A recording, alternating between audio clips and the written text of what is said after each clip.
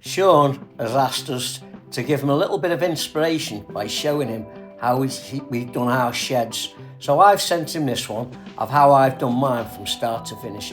I hope it helps you, mate. This is a frame for the base for my shed that I've built. As you can see, it's been creosoted and it's on pads. Next I bought chipboard from B&Q, they were loft boards, 8x2s, and what I've done here was I put polythene over the top of it to protect it while I wasn't working on it. As you know, being allotment materials, we don't like spending money, so I was able to acquire this shed a friend had, didn't want it, so he said if I could dismantle it, I could have it. So I took it to the plot and just started working on it. A little bit of rot on it, so I repaired all the parts that were needed repairing and then started building the shed. After cutting out the rot on certain pieces, I have to reduce the size of the shed. So it turned out to be an 8x10 shed.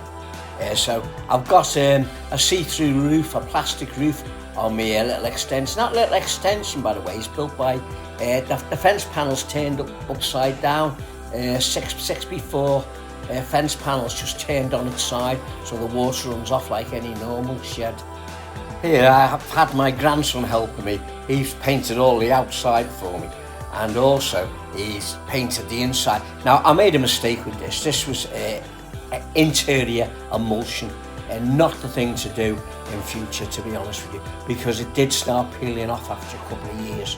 It'd be better with a gloss paint, but you learn your lesson, so I'll know in future. It was lovely and bright inside after Nathan had finished that. You can see, looks clean, nice and bright, easy to work in. So my next little project was to actually start making a bench where I'm going to put a little tap and a little sink and somewhere to put my stove on. So this is where I'm actually building that. Now the floor was out the elements, I was able to cut back the plastic, and what I did, I actually cut it and a little bit I folded over onto the washing so no water get it. You can just see there where I've left the other bit on the floor, but I can use that on my allotment later on my beds to stop the weeds coming up over the winter period. I have left the middle plastic down for now, just to protect the floor from the paint when Nathan's painting. By the way, I did help him do that painting. I didn't leave him all on his own to do it, by the way. Right, so next, it was getting on with, I wanted to do my bench and make where the sink is going to go.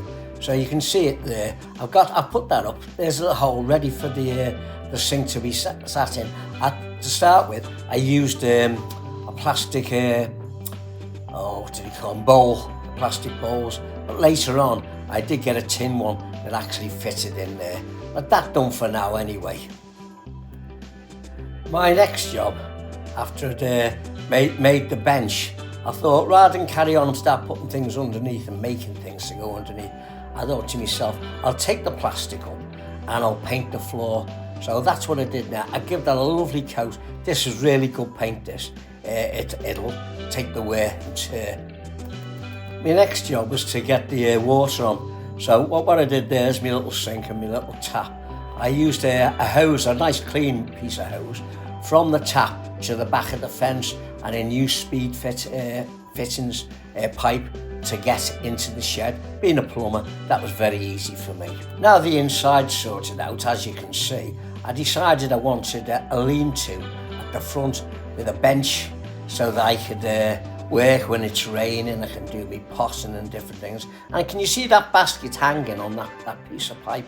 Well, I made that so that I could do my hanging baskets while just standing by the bench. And when I'm not using that thing, it just folds up. The whole thing, the pipe and everything just folds up, and I made a little clip to hold it up so it's out my way so I don't bang my head on it. Right, now all that's done, I need the bench. And again, we get all our wood for now. Everything's pallet wood, it's absolutely brilliant. So what I did, I made myself a nice little bench, painted it, and I don't know if you can see there, but I made myself a little shelf so I can put me, I forget what you call it now, potting tray.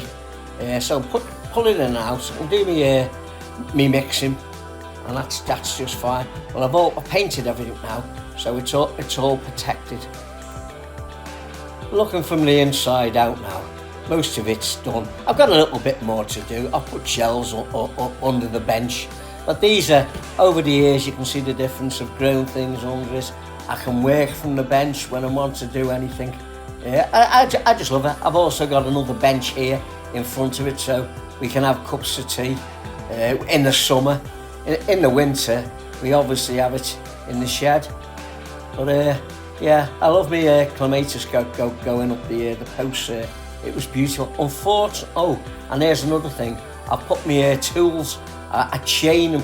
I just leave them two out and chain them and lock them, so if anybody if they want to get them off, I suppose they'll get them off, but it just makes it a little bit more difficult for them, doesn't it?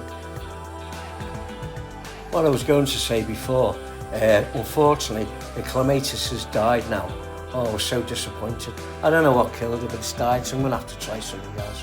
Anyway, here's another little view from the inside out. And here's me with my onions hanging up, which I'm very proud of. I had a good year that year with them, so I'm looking pleased with myself, aren't I?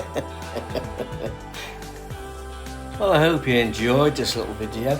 It's just to give, well, I got ideas off other people, and it's just to give other people ideas, isn't it? You know, we all copy off each other somewhere along the line. Anyway, that's the end of this little video. I think it's time for a cup of tea, don't you? Bye for now. Hope you enjoyed.